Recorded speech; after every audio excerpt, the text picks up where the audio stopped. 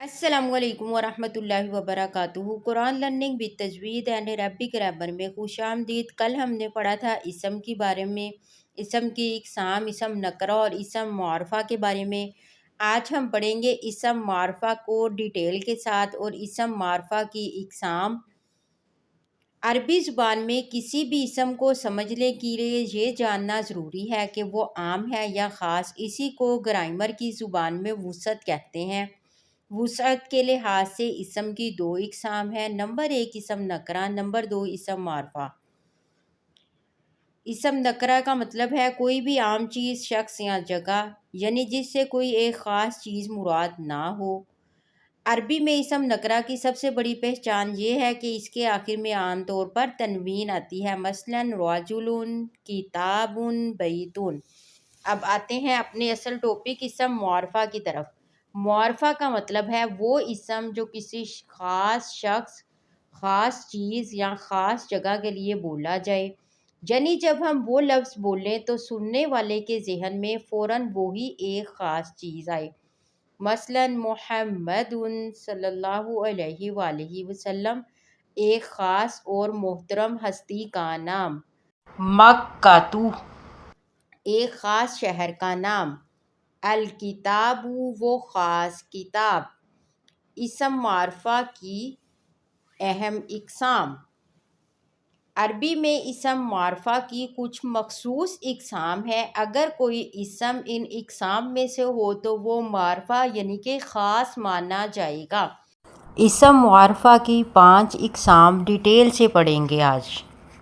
قسم نمبر 1، المعرف باللام، یعنی کہ الف لام والا اسم۔ یہ سب سے آسان اور سب سے زیادہ استعمال ہونے والی قسم ہے۔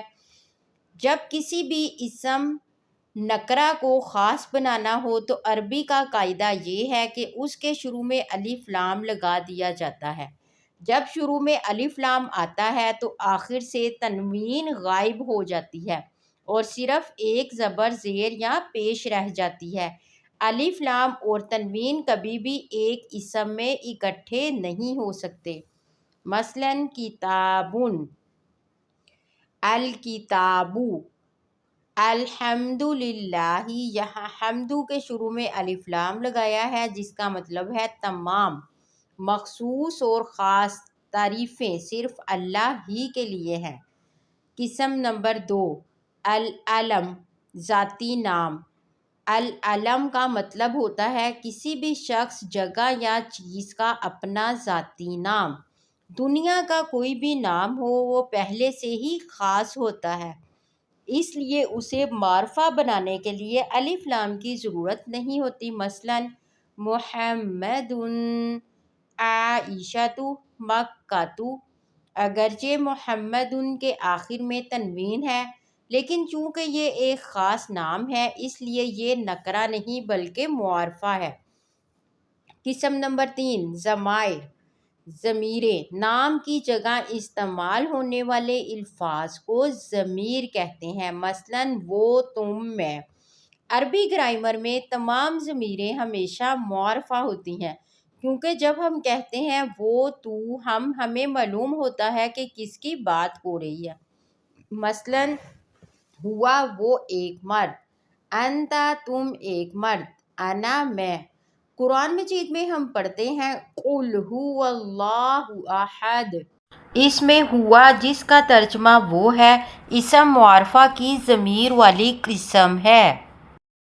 قسم نمبر 4، اسماء الاشارہ، اشارے والے اسما۔ وہ الفاظ جو ہم کسی پاس یا دور کی چیز کی طرف اشارہ کرنے کے لیے استعمال کرتے ہیں وہ بھی ہمیشہ معرفہ ہوتے ہیں، مثلاً پاس کے لیے ھذا، یہ ایک مرد، ھذہ، یہ ایک عورت۔ دور کے لیے ذالک، وہ ایک مرد، تلک، وہ ایک عورت۔ سورۃ البقرہ کے شروع میں اللہ تعالیٰ فرماتے ہیں ذالک الکتاب لا ریب فیہ۔ یہاں ذالک اسم اشارہ ہے اور یہ معرفہ کی قسم ہے۔ قسم نمبر 5، الاسماء الموصولہ، موصولہ اسما۔ یہ وہ الفاظ ہوتے ہیں جن کا مطلب تب تک واضح نہیں ہوتا جب تک ان کے بعد کوئی جملہ نہ لگایا جائے۔ مثلاً وہ، جو، جنہوں نے، یہ بھی ہمیشہ معرفہ ہوتے ہیں۔ مثلاً الذی، وہ ایک مرد جو، الذین، وہ سب لوگ جو، سورۃ بقرہ ہی میں الذین یؤمنون بالغیب، وہ لوگ جو غیب پر ایمان لاتے ہیں۔ یہاں الذین اسم موصول ہے اور یہ معرفہ ہے۔ ہم نے کیا سیکھا؟ ہم نے سیکھا کہ وسعت کے لحاظ سے اسم دو طرح کے ہوتے ہیں، نکرہ اور معرفہ۔ اور اگر آپ کو قرآن پاک میں کوئی اسم نظر آئے، نمبر 1 جس کے شروع میں الف لام ہو، نمبر 2 یا وہ کسی کا نام ہو، نمبر 3 یا وہ کوئی ضمیر ہو، ہوا، انتا، یا وہ اشارہ ہو، ھذا، ذالکا، نمبر 5 یا وہ اسم موصول ہو، تو آپ فوراً پہچان جائیں گے کہ یہ اسم معرفہ ہے۔ ان کے علاوہ باقی عام اسماء جن پر تنوین ہو وہ نکرہ ہوں گے۔ اب وقت ہے آپ کے چھوٹے سے ٹیسٹ کا۔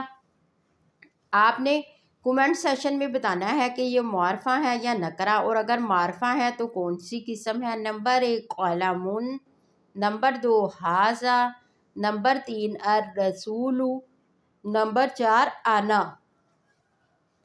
امید کرتی ہوں آپ کو آج کی ویڈیو اچھی لگی ہوگی۔ اگر ویڈیو اچھی لگی ہو تو چینل کو سبسکرائب کریں اور ویڈیو کو لائک کریں۔